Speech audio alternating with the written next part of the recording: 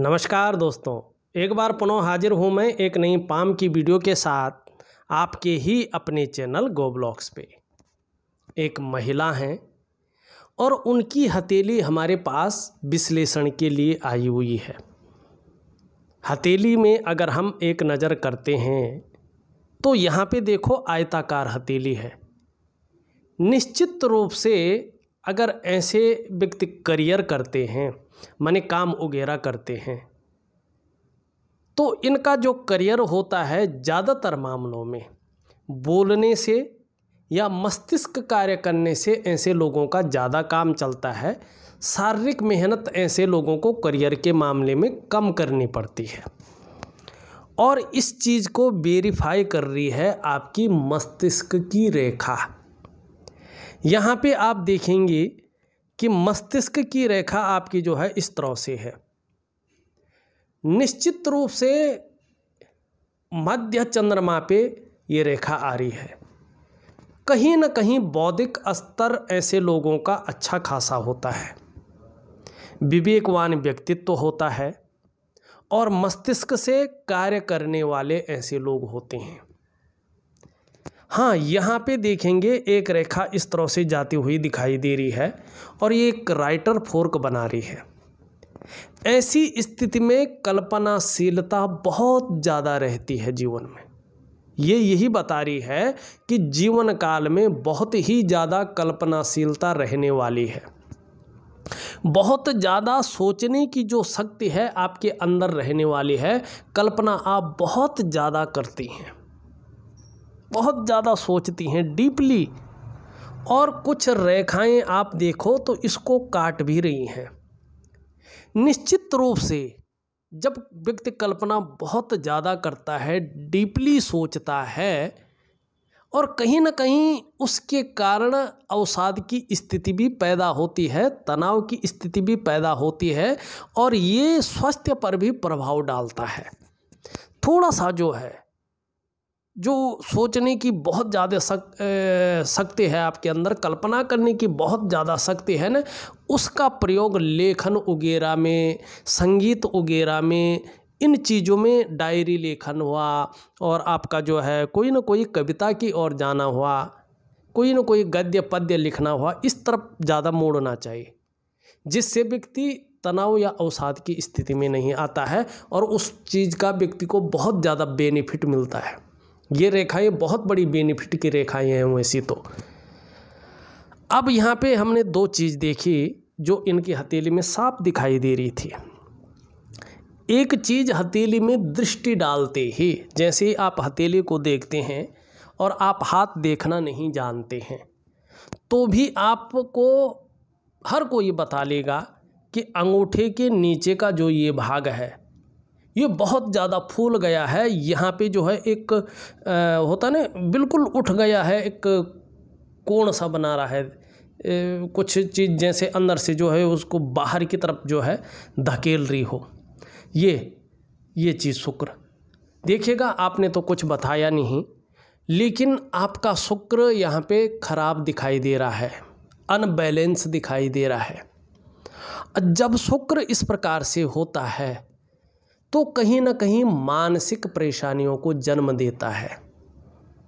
दूसरा, कई लोगों की हथेली में मैंने जो देखा, देखो शास्त्र में क्या लिखा है वो बात तो अलग है, लेकिन जो प्रैक्टिकल रूप से मैंने देखा है, जिसका इस प्रकार से तिकोना होता है, एक तो मानसिक परेशानी देता है। दूसरा, कई लोगों के हथेली में हमने देखा है कि पेट संबंधी परेशानियां भी देता है। शुक्र है ये। कई लोगों को पेशाब संबंधी, वीर्य संबंधी परेशानियां, आंतड़ियों संबंधी परेशानियां ये देता है अगर शारीरिक ये अवरोध उत्पन्न करने बैठ जाए तो। कई लोगों को ये गुप्त रोग संबंधी परेशानियां देता है, सेक्स संबंधी परेशानियां जिसे कहते हैं हम, उसको ये देता है। कई लोगों को केवल ये मानसिक परेशानियां देता है। अत्यंत मेहनत के बाद भी, अत्यंत परिश्रम के बाद भी व्यक्ति का जो जीवन है, सब कुछ होने के बाद भी संकटों और कठिनाइयों के बीच में गुजरता है। कई लोगों को ये जो है सब सुख होते हुए भी सुखों से वंचित करता है। शारीरिक प्रॉब्लम ऐसे दे देगा, व्यक्ति सुख का भोग नहीं करेगा। तो कहीं ना कहीं ये बहुत ज़्यादा उभरता हुआ दिखाई दे रहा है। इसके दुष्परिणाम जीवन में न पड़े, चाहे जो है आपका परिवार का मामला हो, दाम्पत्य जीवन का मामला हो, चाहे शारीरिक सुख में हो, मानसिक सुख में हो, चाहे जो है आपका धन के सुख में हो, हर चीज़ है शुक्र। कला है, सौंदर्य है, सुंदरता है, सुखद जीवन है। इसके लिए उस शुक्र का जो है अपने बैलेंस अवस्था में रहना बहुत अच्छा माना जाता है। और जब ये शुक्र बहुत ज़्यादा उठता है, शुक्र की दशा चलती है, तो 2.5 वर्षों तक ये बहुत ज़्यादा जो है पीड़ा देता है, चीज़ों को गड़बड़ रखता है। तो यहाँ पे शुक्र अति बली मनी अनबैलेंस होता हुआ दिखाई दे रहा है। आपको इसको बैलेंस करना है और बड़ा सरल है इसको बैलेंस करना। इसकी प्रक्रिया मैं आपको दूंगा, आप ज़रूर करिएगा, जिससे ये जो है अपना गलत फल जीवन में न दे।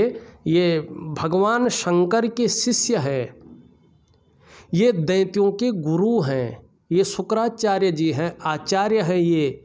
और हमारी हथेली में बैठने वाले, हमारी कुंडली में बैठने वाले, हमारे जन्म पत्री में बैठने वाले ये सेकंड आचार्य हैं। और इनसे हर सुख देखा जाता है। आपके पास धन कितना होगा इनसे देखा जाता है। आपका वैवाहिक जीवन कैसा रहेगा, आपका पारिवारिक जीवन कैसा रहेगा, इनसे देखा जाता है। ये बात निश्चित है, कहीं ना कहीं जो है आपका शुक्र गड़बड़ अवस्था में आ रहा है। चाहे अपने लिए हो, चाहे परिवार के लिए हो, चाहे भौतिक सुख सुविधा के लिए हो, कहीं ना कहीं ये गड़बड़ जरूर करेगा। तो इसको गड़बड़ करने से रोकना है और बड़ा सरल है, करिएगा। दूसरा प्रथम आचार्य हैं जो, ये भी देखेंगे आप एक नुकीले टाइप के उठे हुए दिखाई दे रहे हैं और शनि की तरफ भाग रहे हैं। जब ये शनि की तरफ भागते हैं तो परिवार को लेके व्यक्ति के मन के अंदर कोई ना कोई चिंता बन जाती है, चाहे बेवजह ही सोचे वो, लेकिन कहीं ना कहीं परिवार को लेके कहीं ना कहीं छोटी मोटी चिंताएं को ये जन्म देता है, या पारिवारिक समस्याएं हल्की मात्रा में आने बैठ जाती हैं। चाहे किसी के करियर से हो, किसी के धन से हो, किसी का विवाह से हो, किसी के जो है परिवार से हो, ऐसे में कहीं ना कहीं ये रखता है। और जब ये नुकीला और उठ जाता है तो बृहस्पति को थोड़ा ज़्यादा जो है ये पुष्ट बनाता है। और इसमें 2-3 चीज़ें आती हैं। एक तो व्यक्ति भोजन प्रिय ज़्यादा बन जाता है, खाने में बड़ी रुचि रखवाता है ये, और हर समय कुछ ना कुछ खाने की प्रवृत्ति, जो इस बात की संभावना है, इस बात की संभावना को ये बढ़ाता है। इन चीज़ों की और थोड़ा सा जो है ध्यान रखने की ज़रूरत यहाँ पे दिखाई दे रहा। हाँ, आपका बृहस्पति अगर देखा जाए वैसे तो वास्तव में सुंदर है, पुष्ट है, ये जगह उभरी हुई है, जातिका श्रेष्ठ होती है। आपके अंदर भी ये श्रेष्ठ गुणों को दे रहे हैं, स्वयं उन्नति करेंगी, और जो आपसे जुड़ेगा या आपके संसर्ग में आएगा उसे भी आप उन्नति करने में सहायता प्रदान करेंगी, सहयोगी बन के रहेंगी। लेकिन स्वाभिमानी है, अपने क्षेत्र में ज़्यादा से ज़्यादा नॉलेज अर्जन करने वाला व्यक्तित्व है, और कहीं ना कहीं न्यायप्रिय व्यक्तित्व भी बृहस्पति के कारण है। अपनी बातों का निर्वहन करने वाला व्यक्तित्व बृहस्पति के कारण है।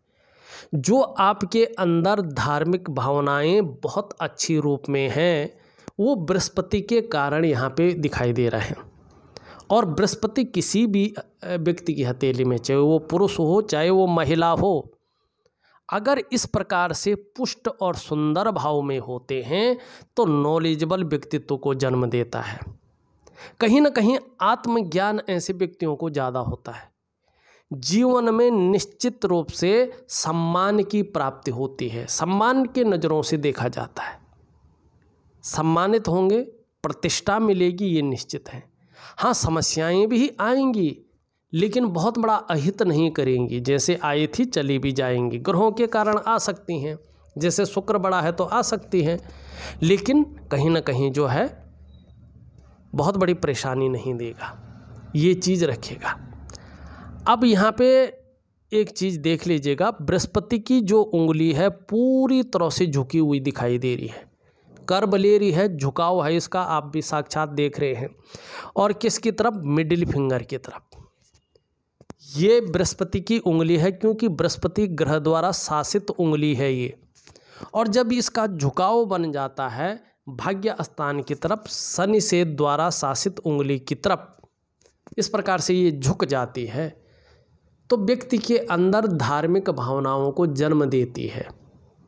ईश्वर में अगाध प्रेम रहेगा, श्रद्धा भाव रहेगा। कठिन से कठिन परिस्थितियां आ जाएं, विषम से विषम परिस्थितियां आ जाएं, तो भी ईश्वर के प्रति विश्वास बना रहेगा, डगमगाएगा नहीं, पूर्ण विश्वास रखेगा। ये कहीं ना कहीं उदार दिल वाला व्यक्तित्व रहेगा, परोपकार की भावना रहेगी, दूसरों की भला करने की भावना दिल के एक कोने में रहेगी। और दयालुतापन भी जो है कहीं ना कहीं हृदय में रहेगा। ब्रह्म तत्व है, गुरु का जो है कृपा है।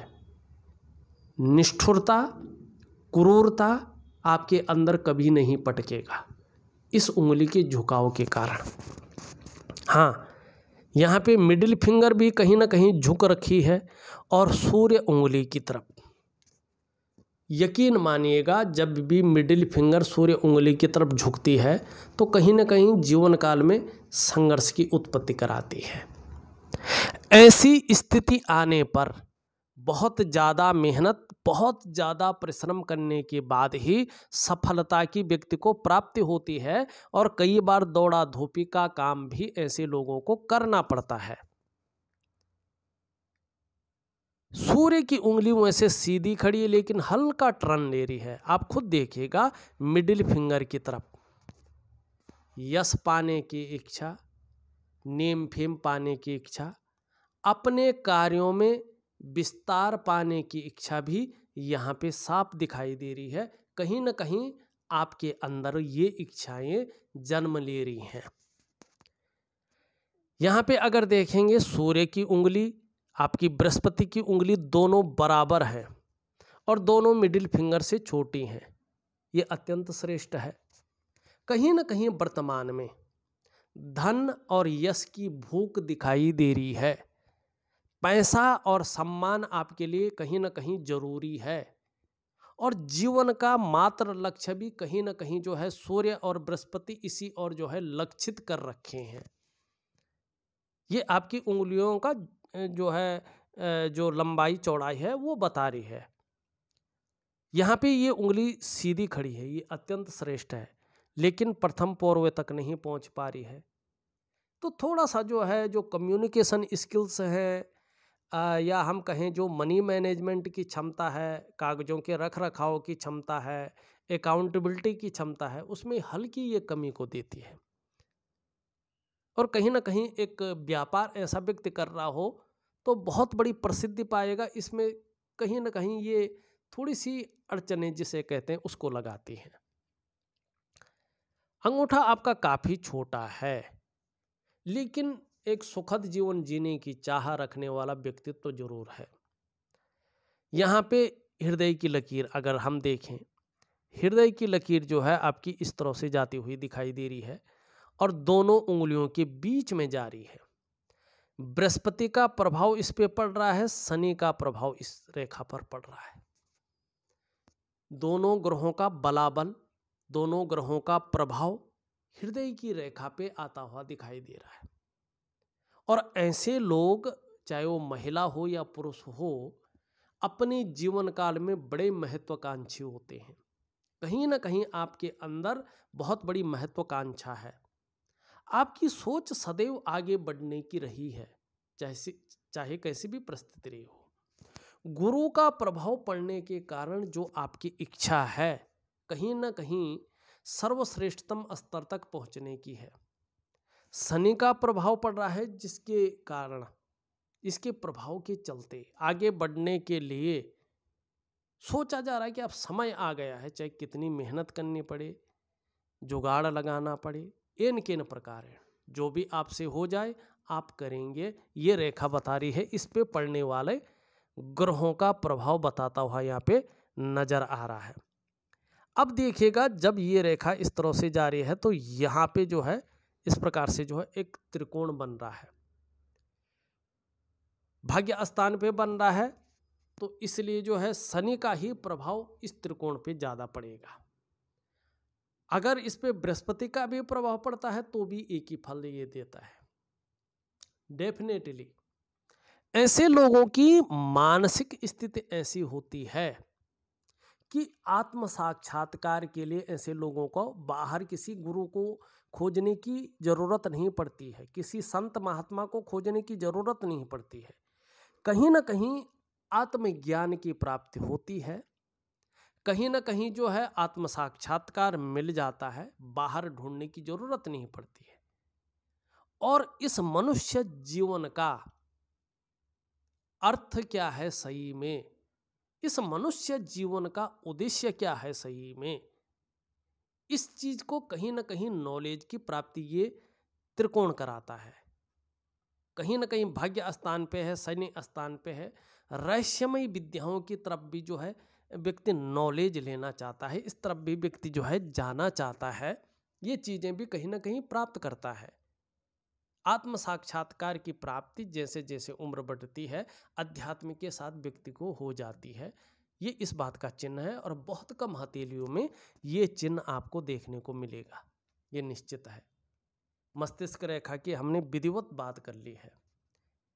यहाँ पे देखें जीवन की रेखा इस तरह से है और चंद्रमा की तरफ जा रही है। देखिएगा थोड़ा जो मैंने देखा है, अब शास्त्र में क्या लिखा है वो अलग बात है, लेकिन प्रैक्टिकल रूप से जो मैंने देखा है, एक तो ऐसे लोग जो उन्नति करते हैं अपने जन्म स्थान से दूर करते हैं।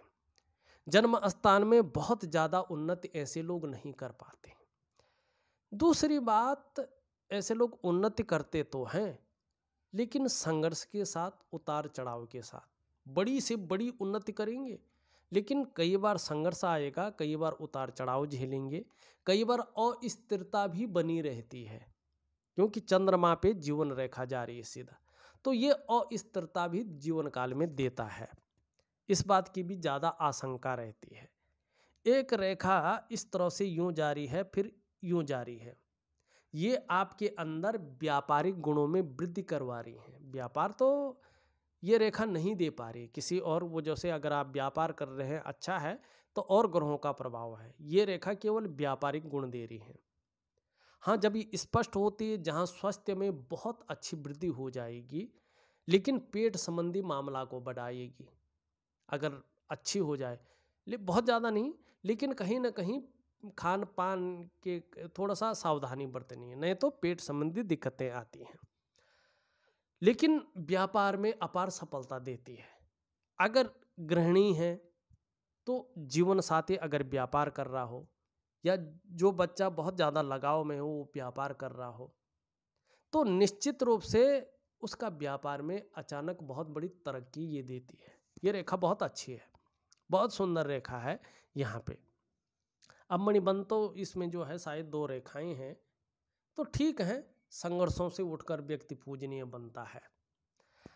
अब हमने जो है बृहस्पति और शुक्र का बात कर ली है। यहाँ पे निम्न मंगल अगर देखा जाए और उच्च मंगल देखा जाए, ये बहुत अच्छे स्वरूप में बैठे हैं, जहाँ आपके अंदर एनर्जेटिक स्वभाव को जन्म दे रहे हैं, जहाँ आपके अंदर पराक्रम को जन्म दे रहे हैं। विषम से विषम परिस्थिति आ जाए तो भी समस्याओं से दूर नहीं भागेंगे, बल्कि डटकर मुकाबला करेंगे। ऐसा व्यक्तित्व जो है यहाँ पे आपके जो है मंगल देते हुए दिखाई दे रहे हैं। शनि की स्थिति देखें, शनि यहाँ पे बहुत ज़्यादा उठ गया है और यहाँ पे कहीं ना कहीं बैठ गया है। जब ये इस प्रकार से बहुत ज़्यादा उठता है, एक तो सुबह उठने में कहीं ना कहीं आलस्य पैदा करवाता है, गंभीर व्यक्तित्व देता है, ये ठीक है। लेकिन ऐसी स्थिति में कई बार व्यक्ति जो है बहुत ज़्यादा क्या कहते हैं दुखी सा हो जाता है। कई बार सब कुछ होते हुए भी खुशियों में कमी आने बैठ जाती है और ये बेवजह का तनाव देता है, बेवजह की चिंताएं देता है। कई बार कुछ ऐसी वजहें बना लेते हैं जिससे जीवन में चिंता बनी रहे किसी न किसी चीज़ को लेके।